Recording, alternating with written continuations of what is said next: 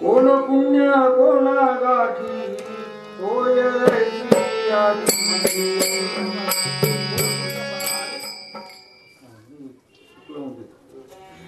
कोण पुण्य कोणा गाठी होय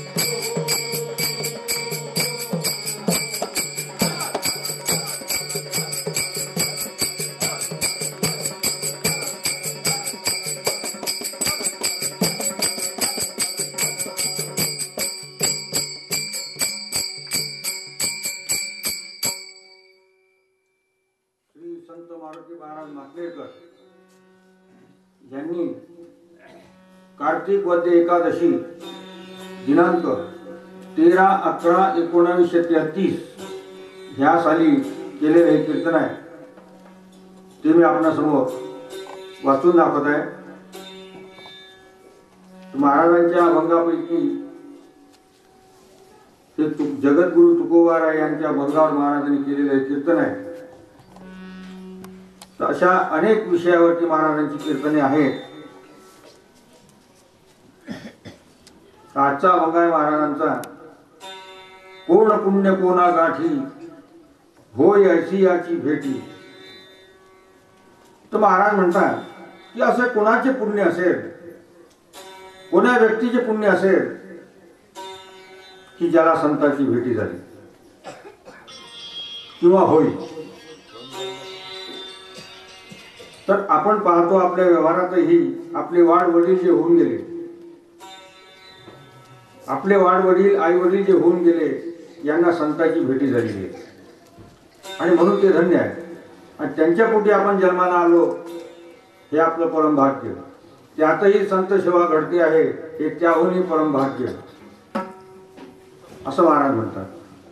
आणि म्हणून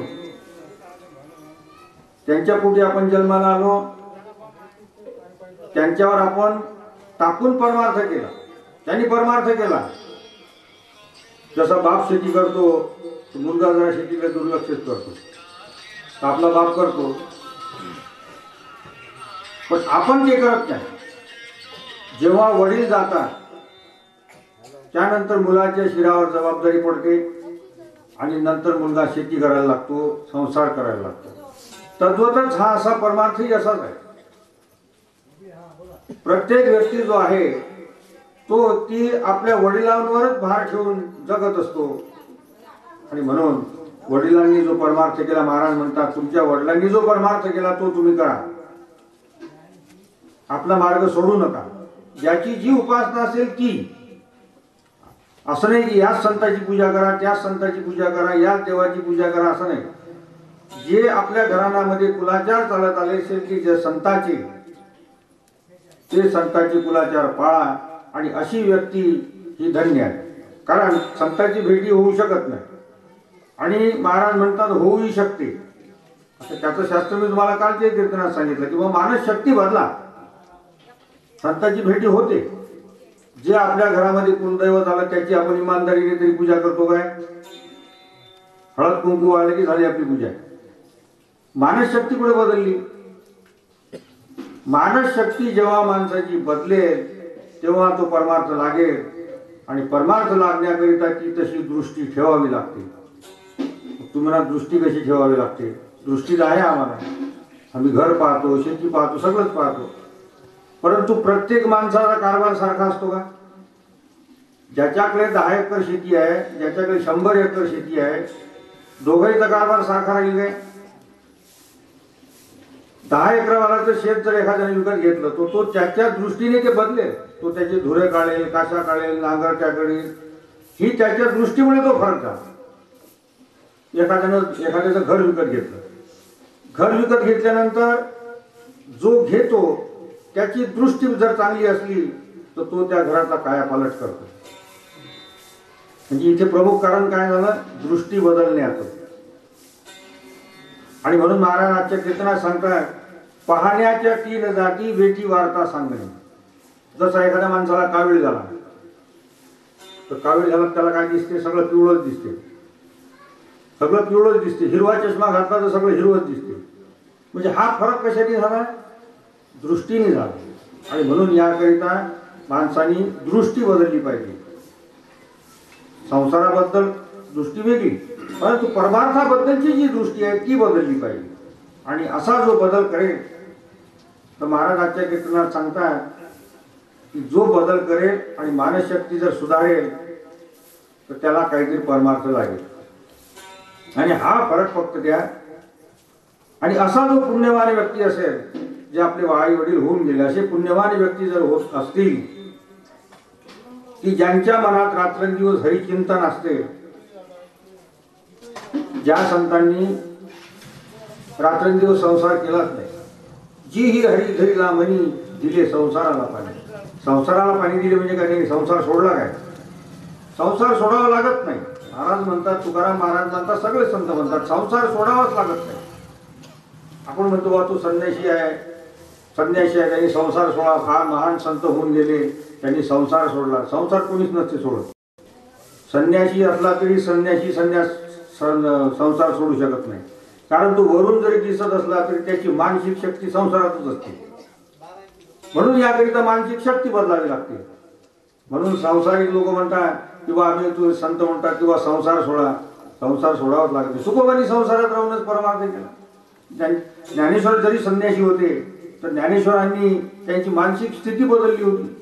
एकनाथ महाराज संसारी होते, त्यांनी संसार केला, त्यांनाही मुलं बाळ झाली. त्यांना तर 44,000ची जहागिरी होती एकनाथ महाराजांना, इतके श्रीमंत होते. म्हणून याकरिता आपण संतांच्या साहित्याकडे जर पाहिलं तर त्या साहित्यामध्ये तुम्हाला असं आढळून येईल. कारण मनुष्य हा त्याचा स्वभाव सोडतच नाही. कितीही सांगितलं, संतांनी सांगितलं का मायबापाचं तर ऐकत नाही. आईबापाचं जर जो ऐकत नाही तो परमार्थात काय ऐकेल? बदलू शकत नाही. म्हणून याकरिता की मानसिक शक्ती बदलावी लागते, की जे संत सांगतात ते ऐकावे लागते, ते वचन ऐकावे लागते. कोणी मोठ्या माणसाने जर काही उपदेश केला तर तो ऐकावा लागतो. त्यासाठी मनाची लीनता पाहिजे. मनाची लीनता माणसा जर नसली तर संसारातही फायदा होत नाही आणि परमार्थातही फायदा होत नाही. आणि म्हणून याकरिता जीवन जगत असताना निष्काम रीतीने जीवन जगा. आणि म्हणून असा भाग्याचा जो माणूस असेल तो पुण्य कमावतो. आणि जो असं पुण्य कमावतो पूर्वीपासून आईवडिलाच्या पोटी येऊन त्याला संत भेटी होते असं महाराज म्हणतात. आणि म्हणून संत भेटीची आशा ही कोणत्याही शरीरात असली तरी हरकत नाही, ती आशा केलीच पाहिजे. पण हे जे मन आहे ते जड आहे. ते मन ते नसलं पाहिजे, जड मन. कारण देव भेटी म्हणजे दृष्टी बदलण्याची जी आहे, तर माणसाला जर या सेवेमध्ये आपण आलं, संत सेवेमध्ये परमार्थामध्ये आलं तर त्याची खूण काय आहे? तुम्ही म्हणाल बा या माणसाला परमार्थ लागला, कशावरून लागला? कशावरून लागला? काय ओळखू शकता तुम्ही? माणसाची मानसिक स्थिती ओळखण्याची शक्ती फक्त संतालाच आहे. कारण कोणी साधू जर भेटला तर त्याला प्रश्न घाला. तुम्हाला जर साधूची परीक्षा करायची असेल तर त्याला प्रश्न घाला की माझं चैतन्य ओळख काय? चैतन्य ओळखण्याची शक्ती फक्त खऱ्या साधूलाच असते. खोटा साधू काही सांगेल. खोटा साधू इकडच्या तिकडच्या माहिती घेत असतात. आमच्या गावाला टमका माणूस आहे, त्याची जर समजा त्याला माहिती भेटली की तो त्याला बरोबर सांगते का तुम्हाला 2 पोरं आहेत, मग तुम्हाला 5 पोरी आहे, तुम्हाला इतकी शेती आहे, मग तुला कुठून माहिती झाले? ते त्याचे शिष्य सांगत असतात. ते सगळी माहिती जमा करून साधू सांगतात आणि त्याच्याजवळ आले दर्शनाला की तो साधू बरोबर हेरते. याला ती शक्ती म्हणत नाही. चैतन्य ओळखण्याची शक्ती ज्या साधूला आहे तोच खरा साधू. आणि म्हणून त्या साधूला प्रश्न घाला की माझं चैतन्य ओळखा, ओळखूच शकत नाही. खरा जर असला तर ओळखतो, पण आता खरा भेटतच नाही. भेटले तरी त्यांना लोकांची गरज नसते, ते लोकांच्या घरी जात नसतात. खरा साधू कोणाच्या घरी जात नाही. कारण पाणी काय कोणाच्या घरी जाते काय? ज्याला ताण लागली तो पाण्याजवळ जातो. तसा खरा साधू हा कुठंच जात नसतो. आणि म्हणून असं साधूबद्दल जे अज्ञान आपल्याजवळ आहे तर त्या साधूबद्दल जे अज्ञान आहे ते काढा. आणि खरा संत मिळवा. कोण हा भाग्याचा ऐशी याची बोले वाचा. असा कोण भाग्याचा मनुष्य आहे? महाराज म्हणतात की ज्याची वाचा ही परमार्थाचीच आहे. आणि म्हणून संत कर्माची आवडी धरा. मग संत कर्माची तुम्ही म्हणाल मग संत कर्म कसं काय करावं? संत कर्म म्हणजे मानसिक जे कर्म करतो आपण, मानसिक जर आठव केला संताचा तेही संताचंच कर्म आहे. कीर्तन ऐकलं तेही संताचंच कर्म आहे. कीर्तन केलं तेही संताचंच कर्म आहे. म्हणजे एकदा जर मनात हरी बसला मग तू राहे भलत्या ठाई, ते म्हणतात तू कुठेही राहा, मग तू राहे भलत्या ठाई, खाटे वनी जनी भुई. म्हणजे जमिनीवर राहा, खाटेवर पळा, वनात राहा, जनात राहा, कुठेही राहा, तुमच्या अंतःकरणामध्ये जी ही हरी धरला मनी, मनात जर हरी धरला ना तर कुठेही राहिला तरी असं काही नाही, त्याला परमेश्वराच आहे. ते संताचं कर्मच आहे. मानसिक कर्म म्हणतात त्याला. बसल्या बसल्या संताचं चिंतन जरी केलं, शेतात गेलं आणि शेतात झुल्यावर बसलं आणि 10 मिनिट संताचं नामस्मरण जरी केलं एकांतात राहून, तरी संताचंच कर्म आहे. घरी बसल्या बसल्या जरी कर्म केलं, मानसिक कर्म केलं, तरी संताचंच कर्म आहे.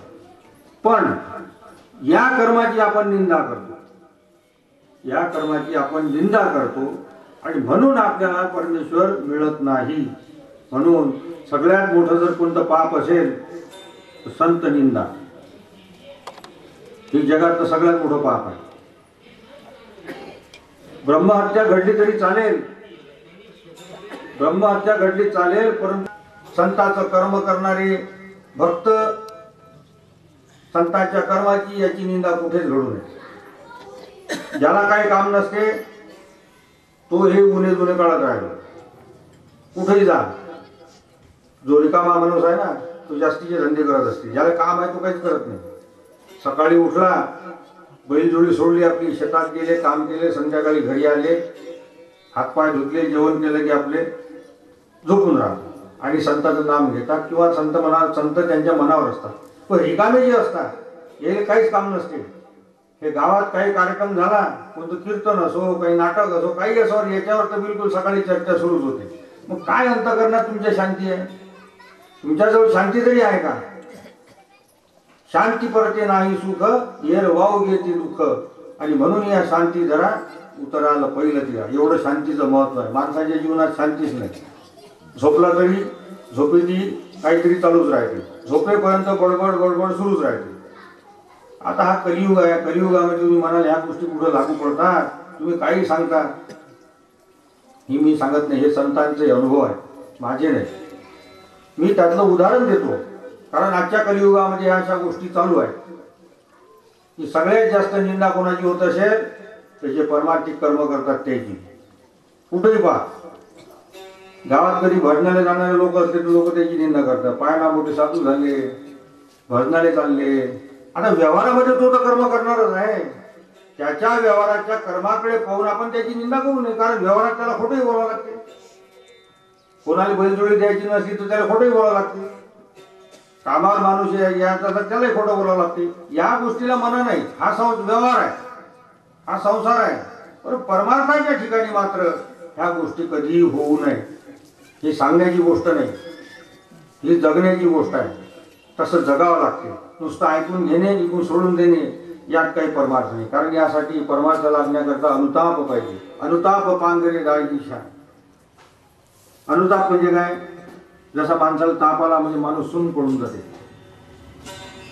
अनु म्हणजे लहान, थोडासा किंचित, असा अनुताप माणसाच्या अंतःकरणात पाहिजे.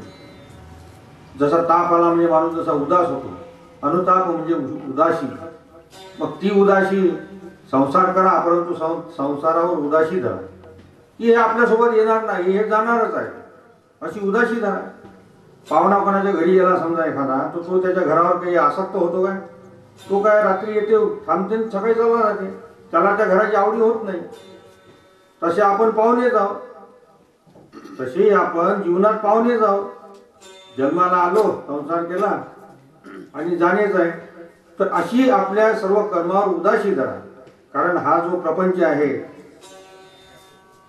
हा प्रपंच महावृक्ष आहे. ज्ञानेश्वरीमध्ये ते सांगितलेलं आहे त्याचं वर्णन.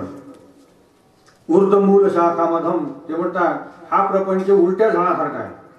त्याची मूळ वर आहे आणि फांद्या खाली आहे, कारण त्यात सुख नाही.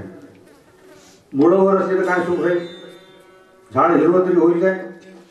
तसा हा प्रपंच आहे. आणि म्हणून या प्रपंचावर उदासी जरा तो करा, पण टाकू नका, म्हणजे तुमची अंतःकरण शुद्धी होईल. कारण फक्त सेवा करीत राहणे, त्या योगे त्याचं प्रेम आलं पाहिजे. संसारात आपण सेवा करतो म्हणून आपण संसाराचं प्रेम येते. आपण घरात कामं करतो म्हणून सगळे पोरं पोरी माय बाप सगळे आपल्यावर प्रेम करतात. हा माणूस एकदा थकला की हातपाय थकले की तुम्हाला कोणी विचारत नाही. जोपर्यंत तुम्ही पैसे कमावता तोपर्यंत बाबा आई सगळेच आहे. कमरीच्या किल्ल्या सुटल्या, पुराजवळ किल्ल्या गेल्या की बापाची फजिती झाल्याशिवाय राहत नाही. हे संसारातली उदाहरण आहेत आपले.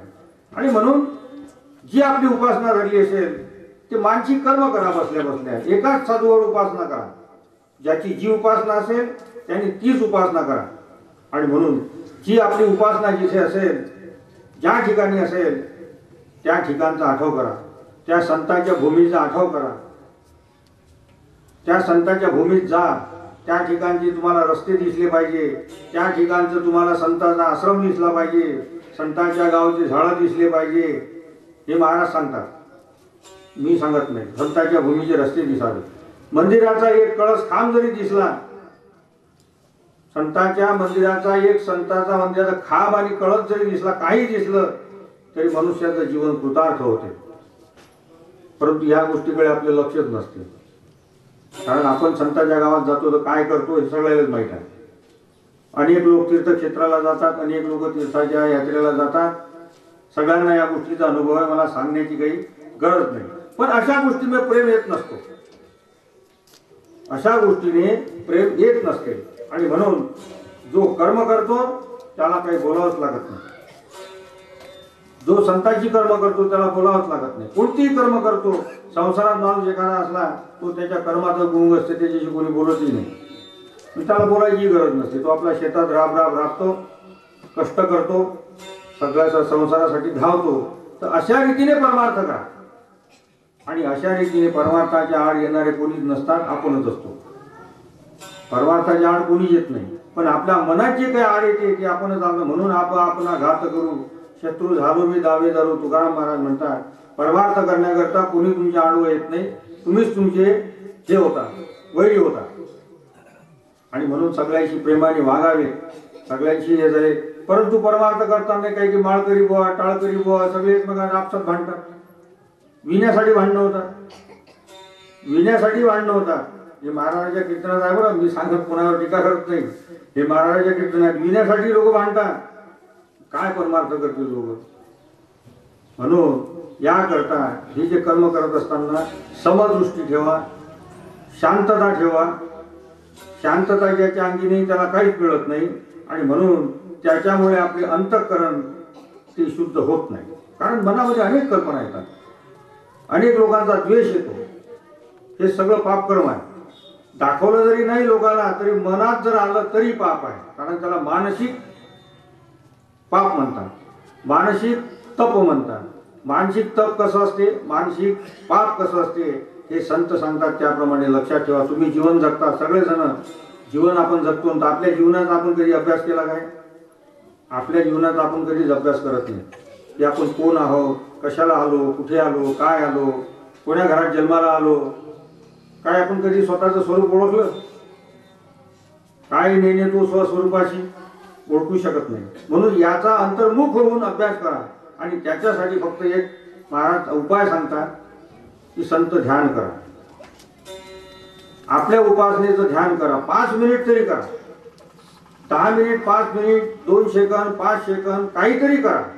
याने अंतःकरण शुद्धी होते आणि सगळ्या गोष्टीची शुद्धी होते. याच्यावर महाराजांचा फार जोर आहे. संतांचं नामस्मरण, संतांचं ध्यान, संतांचं चिंतन, संतांचं भजन, संतांची दिंडी, जे काही संतांचे कर्म असतील ते बाह्य कर्म. परंतु आंतरिक कर्म जे आहे ते हे आहे.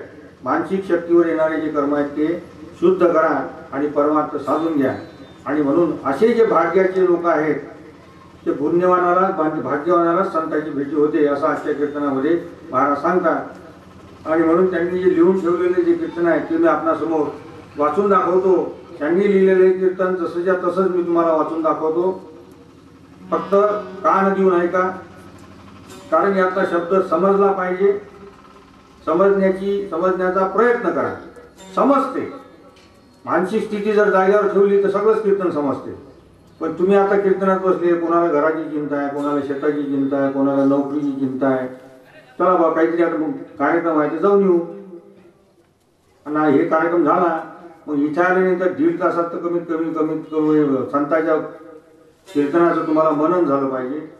आणि म्हणून हे मनन होण्याकरिता, कारण हे जे कीर्तन महाराजांनी लिहिलेलं हे स्वतःच्या अनुभवातलं आहे, ते खरं आहे. त्यांचा प्रत्येक शब्द हा खरा आहे, हा खोटा होऊ शकत नाही. आणि म्हणून तो आपल्याला ऐकायचा आहे. कोणी अनेक साधूंनी काही कीर्तन करतात, आम्ही कीर्तन ऐकले लोकांचे, तुम्ही ऐकता, परंतु खरा परमार्थ माणसाच्या जीवनाचा अभ्यास काय आहे हे कोणी संत सांगू शकत नाही. जो अनुभवी संत आहे तोच सांगू शकतो. बाकी हे अनेकांची अनेक मते बहुरीते पोकळ, हे कवी सारखे असतात. उष्ट्या पत्रावळ्या करून या गोळा आणि वाढवी ती कवी कळा कवित्वाच्या. काही या संताचं, काही त्या संताचं, काही याचं, काही त्याच्यातलं, काही भागवतातलं, काही रामायणातलं, असं तसं करून लोकांची कीर्तन करतात आणि तुम्हाला ते हसवतात. यामध्ये हसवण्याचा भाग नाही, याच्यामध्ये रडवण्याचा भाग आहे. या कीर्तनामध्ये हसवण्याचा भाग नाही, महाराजांच्या कीर्तनात रडवण्याचा भाग आहे. कीर्तन ऐकून तुम्हाला पश्चाताप होईल की आपण आतापर्यंत जीवनामध्ये काय केलं. असे काही कीर्तन आहेत महाराजांची. हेच कीर्तन नाही, हे सर्व कीर्तन त्यांची उदासीवरचेच कीर्तन आहे. काही गोष्टीला शास्त्र आहे, अभंग म्हणतात. काही लोक दिंडीत अभंग म्हणतात. का कसे म्हणतात? प्रसंग पाहून म्हटला पाहिजे, करुणापर अभंग म्हटले पाहिजे, उपदेशपर नाही. काही लोकांना उपदेशपर अभंग म्हणण्याची फार आवड असते. तुकोबाचेच काही उदाहरणं देत बसतात. तुकोबानं कोणत्या वेळी कोणते अभंग म्हटले, आपल्याला तो म्हणण्याचा आपला भाग नाही. आपण करुणापर अभंग म्हटले पाहिजे की ते आपण करुणा, परमेश्वराची करुणा भागली पाहिजे, ते अभंग म्हटले पाहिजे. तसा हा कीर्तनाचा भाग आहे. कोणतं कीर्तन ऐकलं पाहिजे? तर म्हणून अशा रीतीने जे हे महाराजांची कीर्तन आहे तर ते मी तुम्हाला महाराजांचं कीर्तन जसं तसं आहे ते वाचून दाखवतो. विठ्ठला विठ्ठला विठ्ठला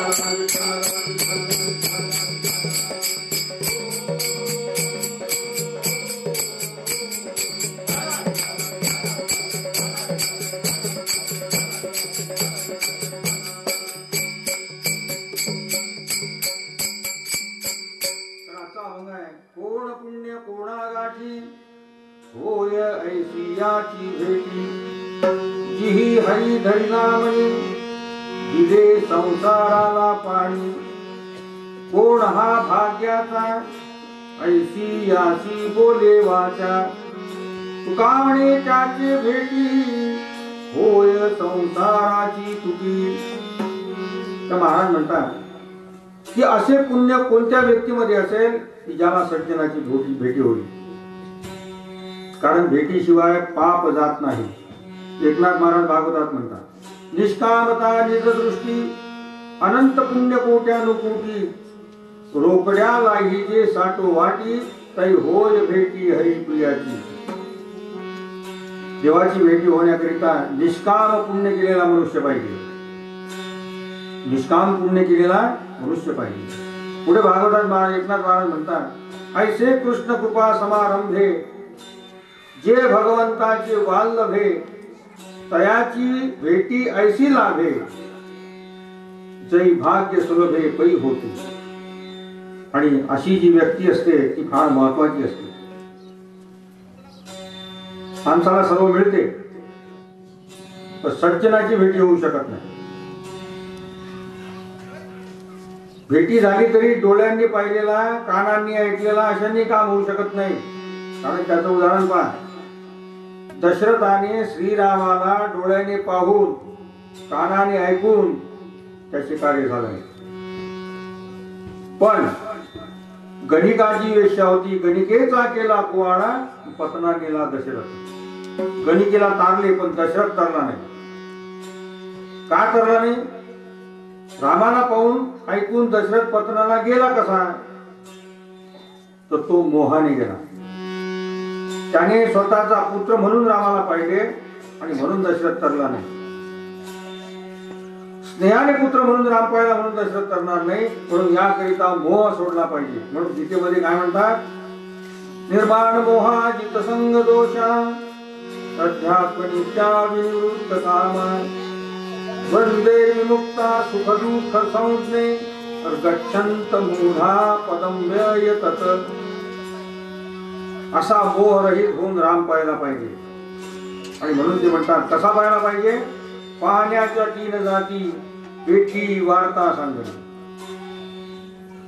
मग हा जो फरक पडतो हा पाहण्याने पडतो ना. पाहण्याच्या 3 जाती म्हणजे कोणत्या, रजोगुण, तमोगुण आणि सत्वगुण.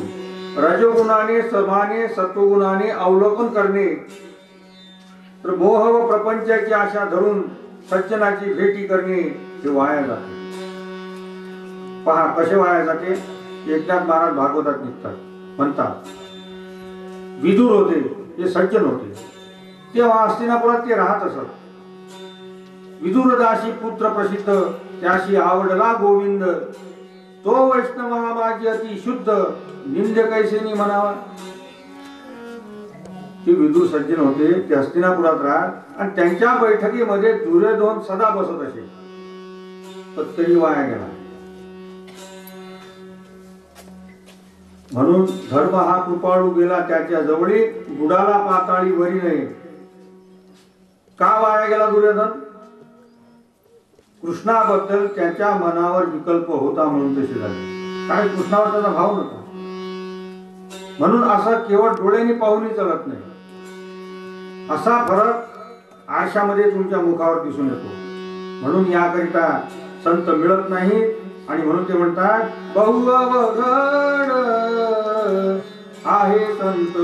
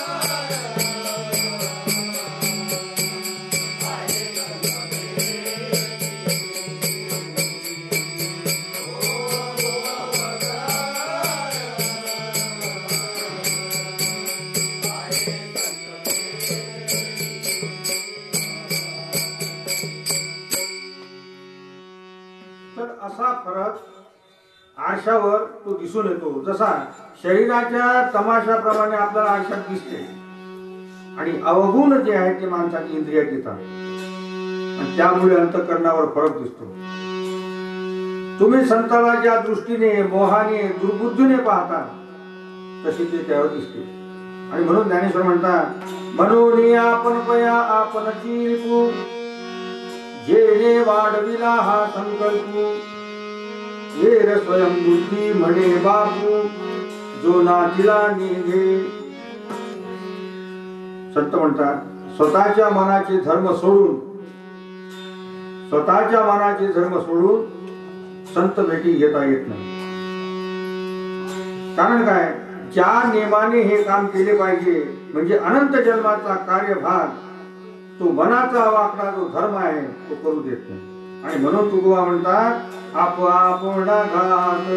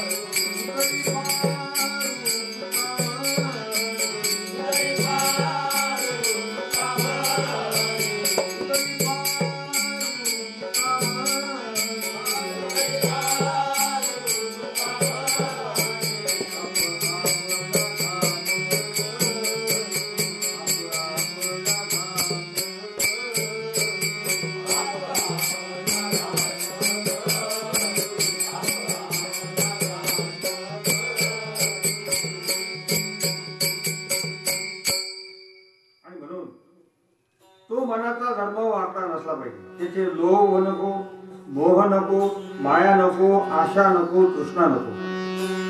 फक्त संतांची मनावर आवडी असावी.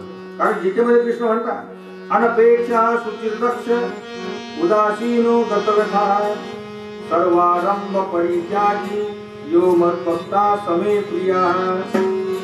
मनावर संतांची आवडी असावी म्हणजे त्या उदासीमध्ये संत भेटी होते आणि त्याने फायदा होतो. म्हणून संत म्हणतात रवी हिराती पदाची देखणे अदृश्य दर्शने संताची आहे त्यांचा महिमा वर्णून पाहू. हे कोणी लिहिले? ऋषी मुनी नारद शंकर यांनी लिहिलेले आहे.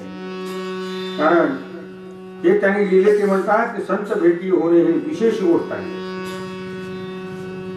या सर्वांनी संत भेटीचीच आशा केली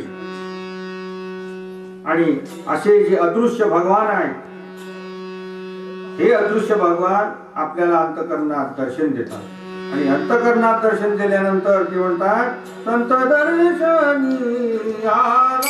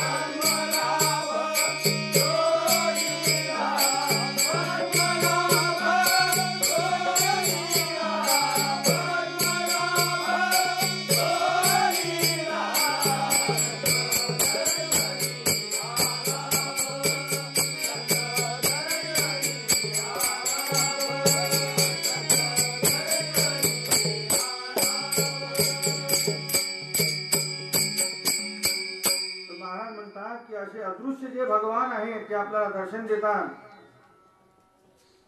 याच्याशिवाय दुसरा उपायच नाही. व्रते तपे दाने गोविंद पै भेटे, व्रते तपे दाने गोविंद पै भेटे साधू तो न भेटे भावावी. व्रते तपे दाने गोविंद पै भेटे साधू तो न भेटे भावावी. सर्व करता येईल, तीर्थ व्रत दान त्यांनी देव भेटेल, पण संत भेटी होत नाही. का भेटी होत नाही संत भेटी? कारण संतांच्या भेटी बरोबर देवही असतो आणि ही भेट अंतःकरणात होते, कारण ते देव आहेतच. म्हणून संतांची भेटी होता बरोबर देव बोलू लागतात अंतःकरणात. मग त्या ठिकाणी वर्ण धर्म भेद हे काहीच नाही. विचार द्रव्य लोक वगैरे हे भेद नसावे. आणि प्राकृत हे आपले जड मन आहे, ते जड मनावरही नसावे. शरीरावरती असो, पण तरी मनावर निखालस काही नसल्यास संत भेटी होते. त्या ठिकाणी प्रपंचाची आशय नव्हती. प्रवृत्ती निगडवाहुनी सकळ इंद्रिया तिला अंजली देऊनी माते हृदयी सुनी भोगिताती. तुमच्या अंतःकरणाचा आरसा असा शुद्ध झाला काय? त्या ठिकाणी फक्त संत भेटीची आशा आहे काय हे पहा. त्याचे दुसरे काही दिसले तर आपण खोटे आहोत हे समजावं. कारण आपण आशा पहा. आपले मुख जर मळके दिसले, मग आरशाला साफ करावे की मुखाला साफ करावे? काय करायला पाहिजे? मनावर जर संत दाखवत नाही तर त्या मनावर मळ आहे म्हणून समजा. म्हणून याकरिता संत म्हणतात प्रथमांतःकरण जाण.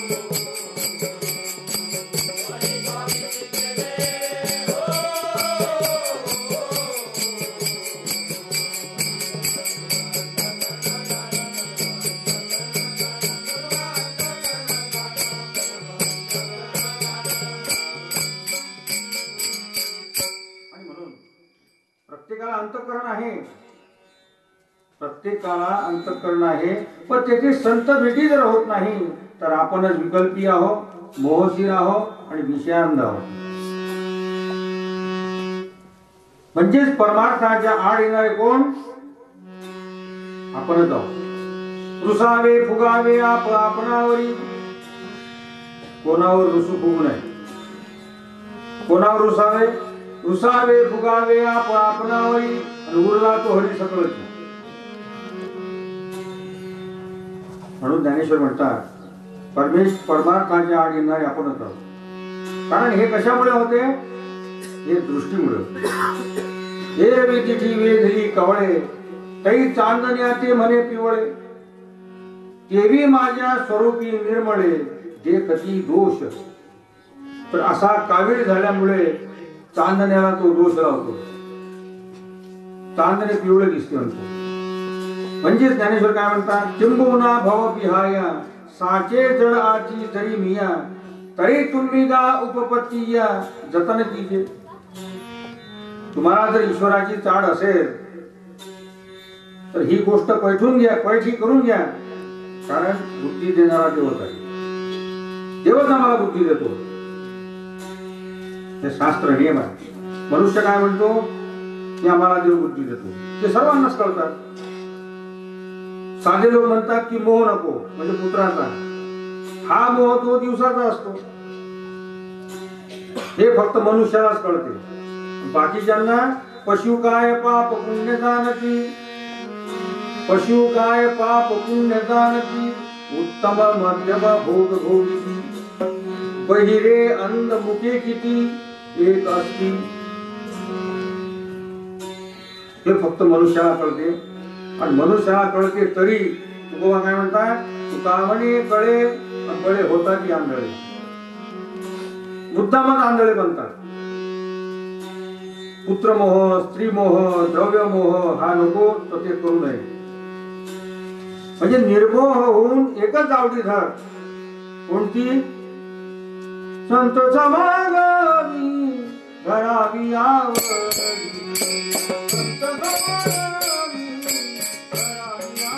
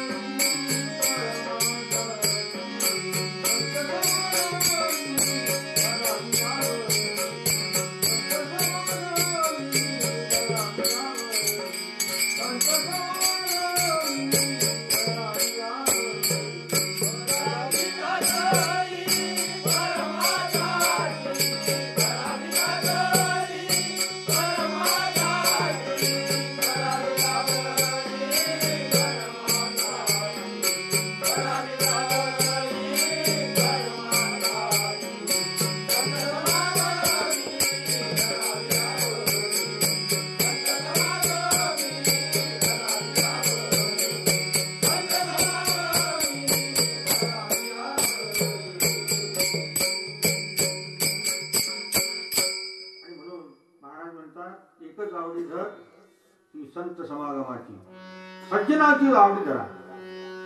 मग तुम्हाला सज्जनाची आवडी आहे की मायेची आवडी आहे हे प्रथम आपल्या अंतःकरणाला विचार. सज्जनाची आवडी आहे की मायेची आवड आहे हे आपल्या अंतःकरणाला विचारा. ज्याची आवड असेल ते तेथे दिसते आणि त्याची भेटी होईल. मग तुम्हाला रामकृष्ण अंतःकरणात दिसले काय?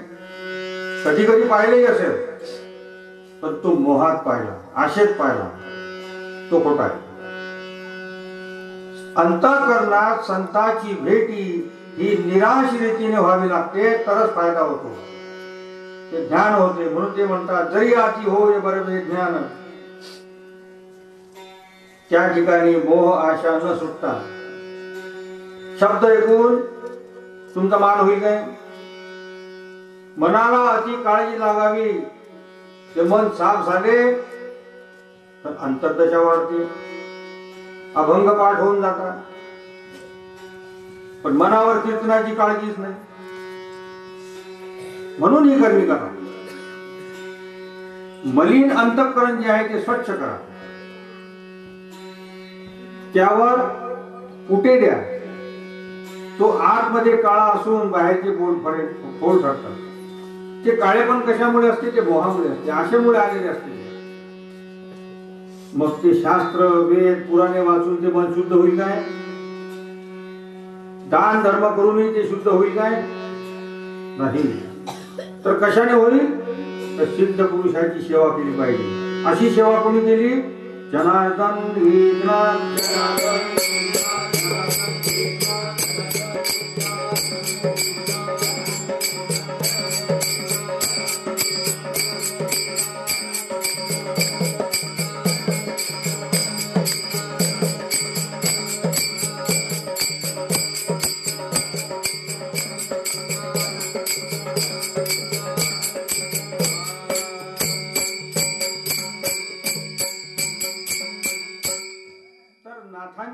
अशी अंतर्शुद्धी कशाने केली? संतांच्या सेवेने, जनार्दनाच्या सेवेने. त्यांनी वेद सोडले, शास्त्र सोडले, पुराणे सोडले, तीर्थ सोडले आणि काय केले? की जनार्दनाच्या म्हणजे सिद्धाच्या सेवेला गेले. आणि ती सेवा कशी केली? टाकून अहंकार पावटणी केली.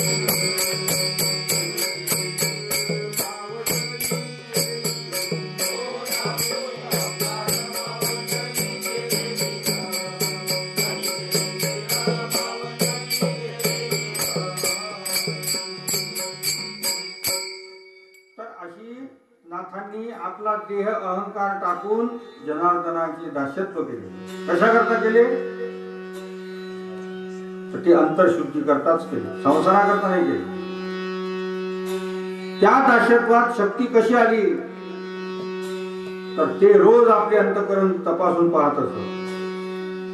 आणि तपासून पाहिल्यावर त्यांना काय दिसत असे?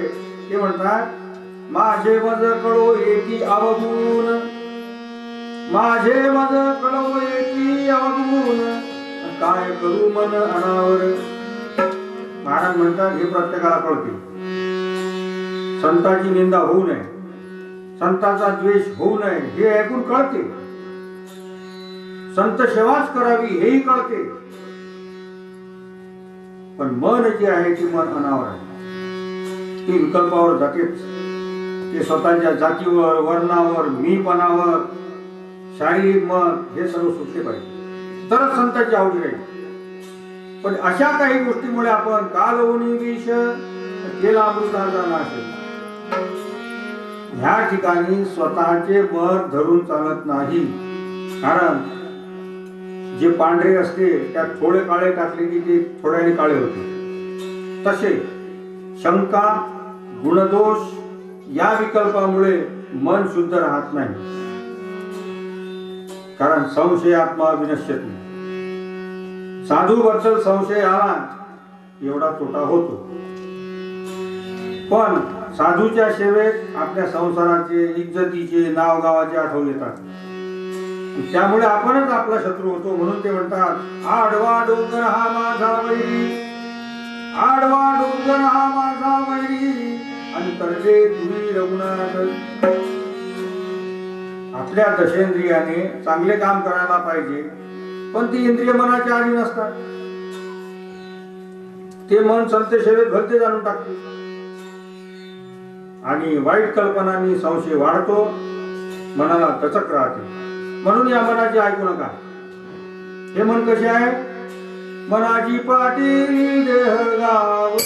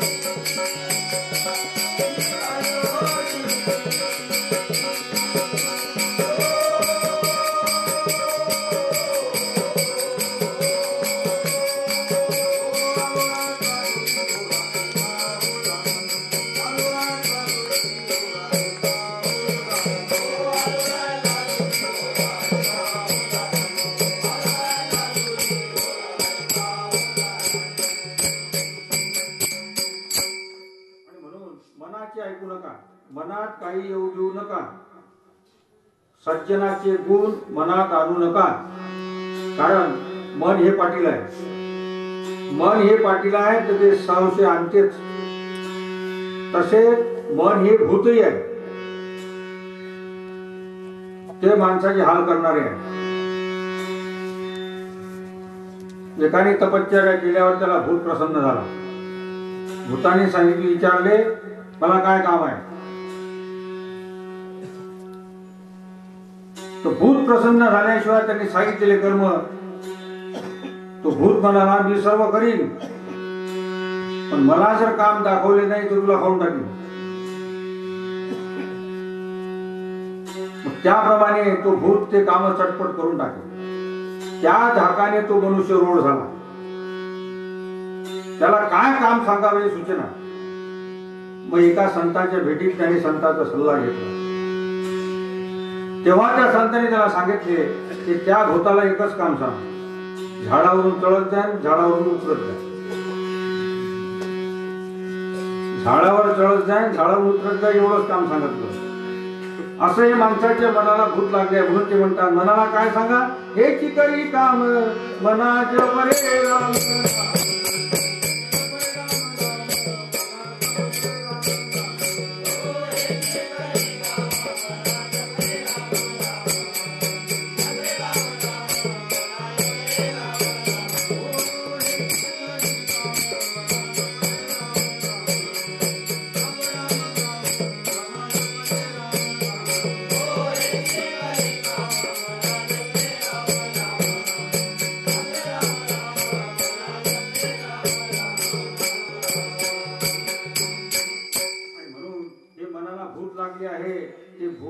अक्षय कामात माणसाला गुंतवूनच टाकते आणि त्याच्या मनाची ते कामे करत राहतो. कुठपर्यंत कानपूर गेले, गांजापूर गेले, अंगाला थरथराट सुटली. इतके त्या भूताने ते बेचैन करून टाकले. कारण मनावर हजार आठव येत राहतात. देहाचा अभिमान मनाला आहे.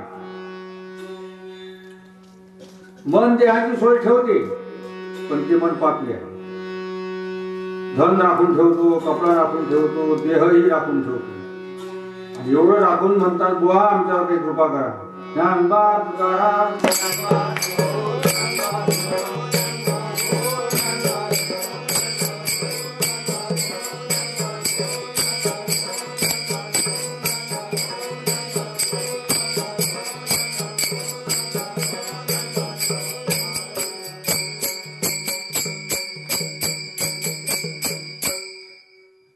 देहही राखून ठेवतो आणि म्हणतात बुवा आमच्यावर कृपा करा.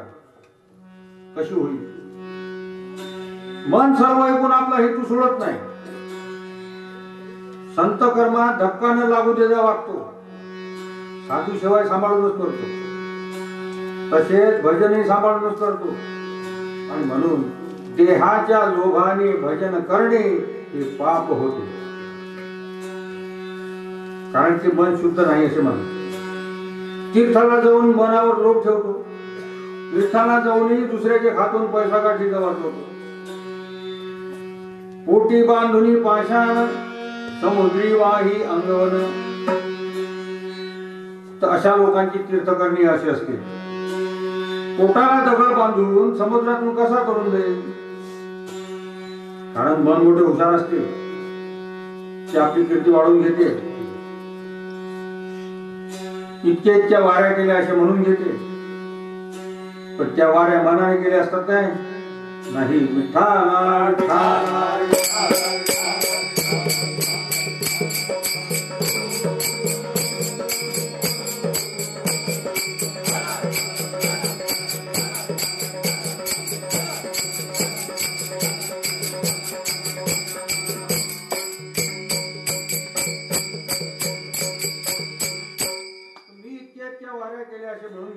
पण त्या मनाने केलेल्या नसतात. तर ही अशी अनंत जन्माची माणसाच्या मनाला फोड आहे. कोणती की देहाची आवड धरून ती देहाची सोय करून घेते.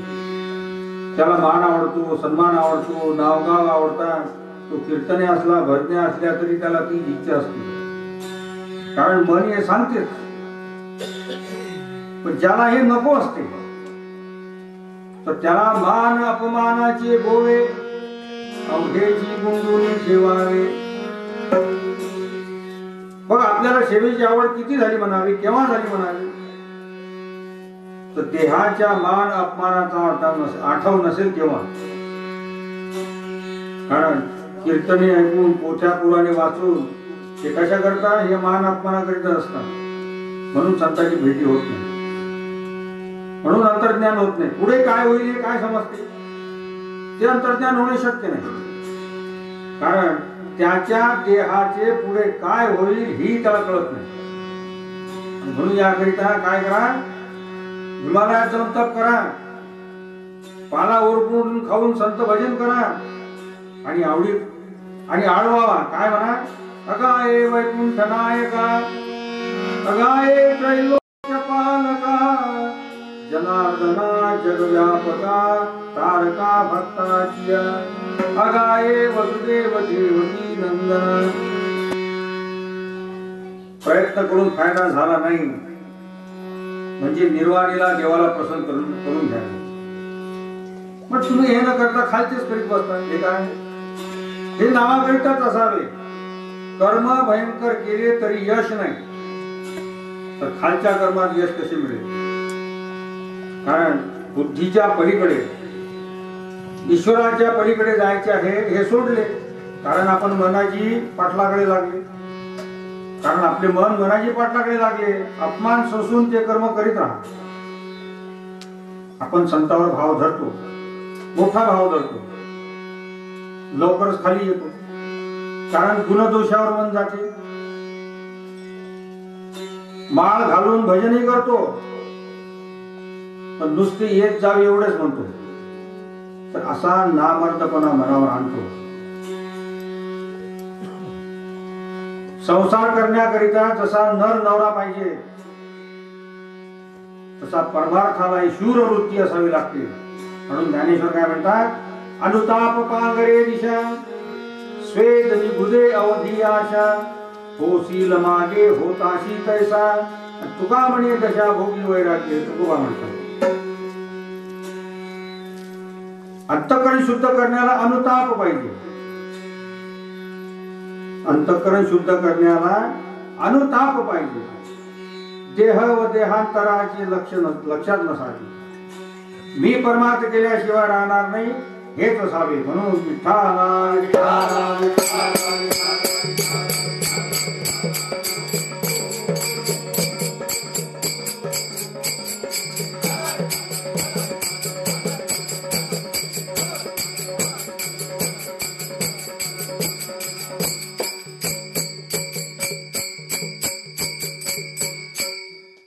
परमार्थ केल्याशिवाय राहणार नाही. आणि एवढ्याच करिता मी जन्म घेतला असे म्हणाले. मी एवढ्या करिताच जन्म घेतला. नाही करवल्या गेल्या तरी मुलाचे उदाहरण पहा. पोरगा बापाच्या विरुद्ध गेला तर मग त्याने करून दाखवलं पाहिजे. ही कसे करून दाखवले पाहिजे? आई बापाला नावे न ठेवता करून दाखवावं लागतं. हे न करता आई बापांनाच वाईट म्हणतो. असे अभिमानामुळे ते अज्ञान तो आचरतो. विठ्ठला विठ्ठला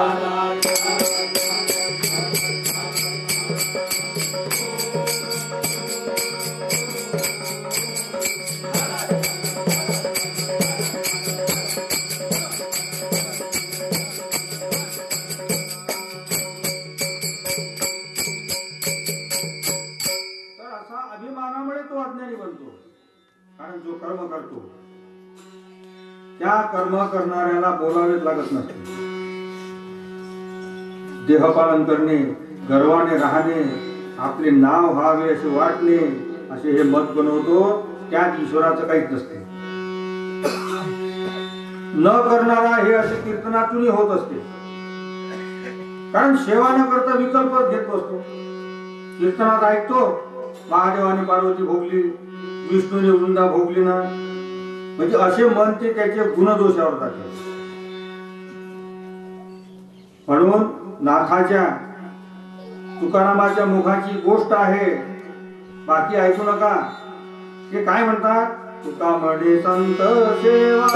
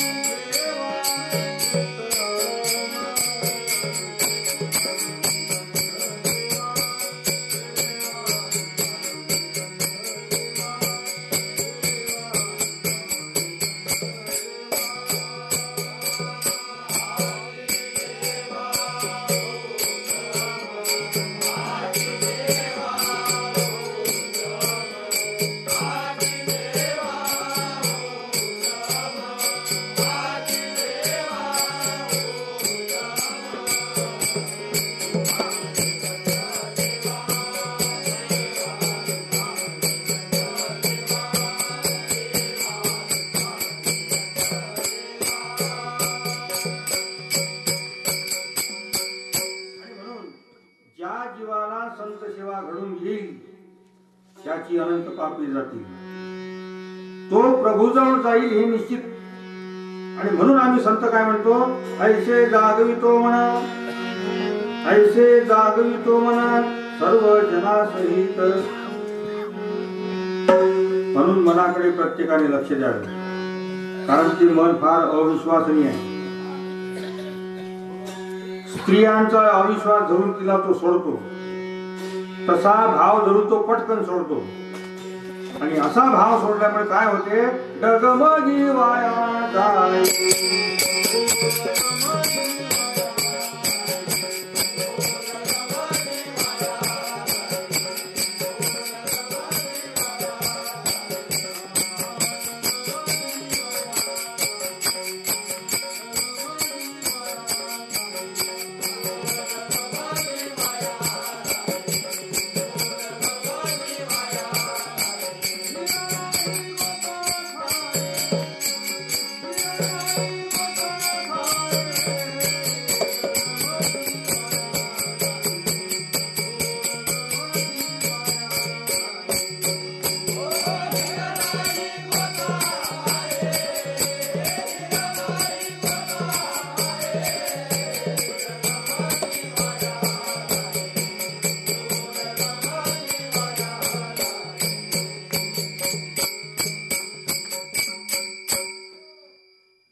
स्त्रीचा अविश्वास धरून तिला सोडतो, तसा संतांना भाव धरून तो पटकन सोडतो. त्यामुळे डगमगी वाया जाय, धीर नाही होता काय, असे मन पाखंडी आहे.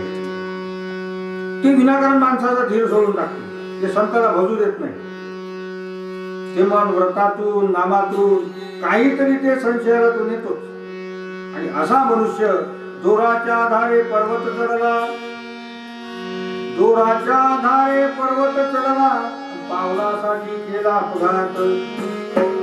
तसेच जो अविश्वासी आहे, अविश्वासियाचे शरीर सुटती, विटाळ पाचती भेद वाहे. म्हणून माणसाला शंका संशय कशा करता येतात, घाटा करता येतात, ते घात होण्याकरिता येतात. म्हणून संत काय म्हणतात, लाज भय शंका सोडून देतात. कुठपर्यंत करा, तर ज्ञानेश्वर म्हणतात, जोवरी अर्जुन हा बोधू न भेटे म्हणा, तोवरी या साधना भजावीच लागे. म्हणून असा संत सेवेवर नेट मारा, तसा नेम धरा आणि अंतःकरणात शुद्ध प्रकाश पडावा. अशी गुरुकृपा झाल्यानंतर ज्ञानेश्वर म्हणतात, तैसीची गुरुकृपा उखा उडळली, ज्ञानाची ओत पली पडली, तेथ साम्याची वृद्धी उघडली, तयाची जिथी. अशी गुरुकृपा होऊन अंतर्ज्ञान होईपर्यंत मन दुसरीकडे जाऊ देऊ नये. अनुसंधान लागेपर्यंत भाव धरून ठेवा.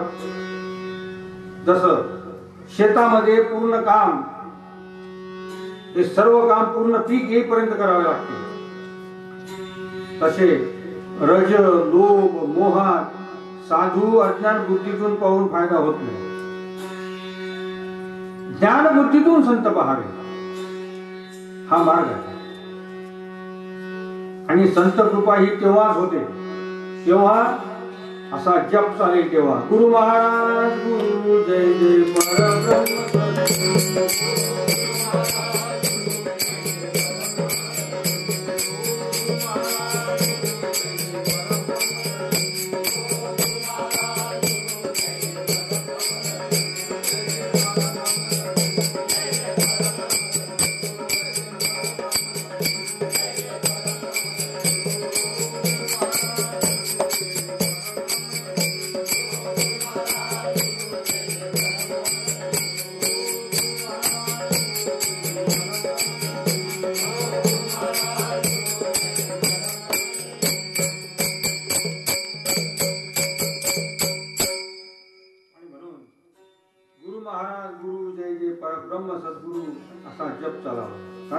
काय म्हणतात, ऊर्ध्वमूल मधम शाखा स्वस्त प्राहुरव्यम, छंदासी यश पर्णाणी यस्तम वदस वेद भीत. असा हा महाप्रपंच वृक्ष आहे. सर्व जीव यामध्ये फसलेले आहेत. आणि म्हणून पाश तोडावा. तो कसा तोडावा? गीतेमध्ये पुन्हा कृष्ण म्हणतात, न रूपमस्येह तथोपलभ्यते नान्तोच न चार्दीन संप्रतिष्ठा अश्वत्थमेनं सुवीरुमूढबलं मसंग शस्त्रेण दृढेन छित्वा. असा हा पाश काढा. याकरिता विषयाचा दृष्टांत देतो. अशी ईश्वररूपी हत्या जो आहे तो वृक्ष तोडा. भाग्यशाली पुरुषाला संत सेवा घडेल. कारण ते म्हणतात संत कृपा झाली इमारत फळाली. कारण संतांची कृपा ही भाग्यशाली पुरुषावरच होते. म्हणून अंतःकरण शुद्धी होईपर्यंत एकाच साधूवर भाव धरा. त्यात मनाची गोष्ट ऐकून सेवा करीत राहा. संतांचे प्रेम यावे तेव्हा मनामध्ये प्रभा फाकते. पण आपल्याला प्रपंचाची अति आवडी आहे. त्या प्रपंचातल्या काळ्या गोऱ्या गोष्टी माहीत असतात. पण तरी मन काय म्हणते? जनाला माहीत होऊ न देता त्या मनालाच माहीत असतात. पण संसार नको असे कोणी म्हणतो काय? मला संसार नको असे कोणी म्हणतो काय? मग तू व्यभिचारी असो तस्कर का असे ना तरी ते नकोसे वाटत नसते. म्हणून खोट्या इच्छेने तुम्ही असे महत्व देता आणि त्या पायी हाणामाऱ्या होता तरी संसाराला वाईट म्हणतच नाही. उलट मन त्या संसाराला आवडी धरते. हे कर्म वाईट न मानता चांगले मानून दुसऱ्याला भजित करतात. म्हणून संताबद्दल संशय नको. एकनाथ महाराज भागवतात म्हणतात, जेव्हा वेहाळा निगशी तेव्हा माते रथी बैसविशी मज देखता जाशी वृंदावना मांधारी. जेव्हा वेहाळा निगशी तेव्हा मज रथी बैसविशी. काय म्हणतात? तेव्हा मज रथी बैसविशी आणि मज देखता जाशी वृंदावना मांधारी. कृष्ण जेव्हा शिकारीला जात तेव्हा उद्धव हा धुलीवर बसत असे आणि कृष्ण वृंदावनामध्ये जात असे. गोपींशी क्रीडा करीत असे तरी उद्धवाच्या मनात विकल्प मुळे आला नव्हता. असे दासत्व उद्धवाने केले. म्हणून एकनाथ महाराज भागवतात म्हणतात, ब्रह्मज्ञानी उद्धवाला झाले. का झाले? तो कृष्णाच्या कर्मावर निर्विकल्प होता. जे वंशी ब्रह्मज्ञानी तो वंश पावन त्याचे मी. हे सत्य जाण माझी वाणी विकल्प मनीने धरावा. अशी त्याला आवडी होती. अर्जुन तुझा मेवना त्याशी झालाशी आंदना. ह्या शारीरिक गोष्टी होतात त्या निर्विकल्पी. म्हणून ज्ञानेश्वर म्हणतात, संन्याशी तुवा होऊनी जनी चोरून नेली माझी भगिनी. तरी विकल्प नुमजे माझे मनी मी तू दोन्ही स्वरूप एक. निर्विकल्प निराधारू चिदानंद सावळा.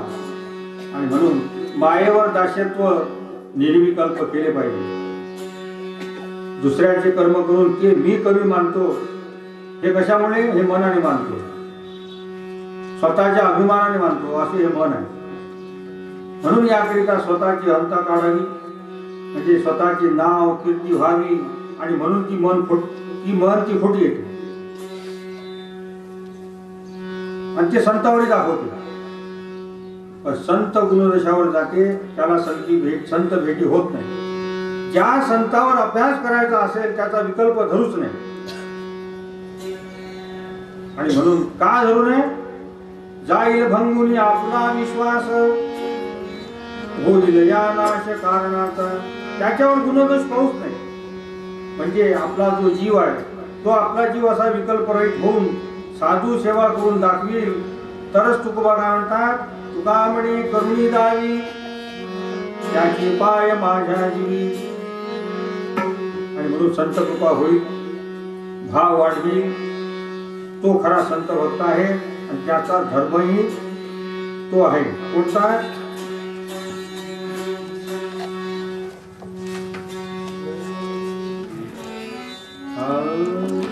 कोण पुण्य कोणागा कोण पुण्य कोणागा